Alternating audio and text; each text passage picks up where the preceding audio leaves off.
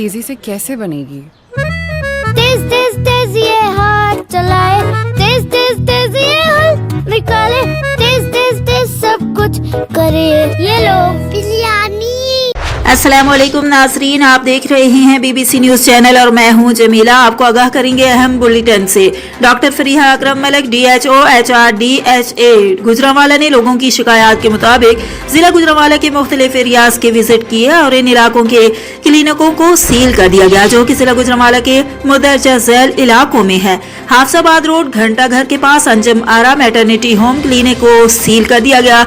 Nowshera road पर Mughal welfare clinic को seal कर दिया गया और नौशहरा रोड पर यूसुफपुरा में मुदस्सिर क्लिनिक और अल करम हर्बल क्लिनिक को सील कर दिया गया। ख्याल हैदरी रोड बाजार नंबर 3 गली नंबर 29 डॉक्टर फैसल के क्लिनिक को सील कर दिया गया और door to door corona vaccination Khyali town को मॉनिटर किया गया। मजीद खबरों और अपडेट्स के लिए हमारे साथ रहिए।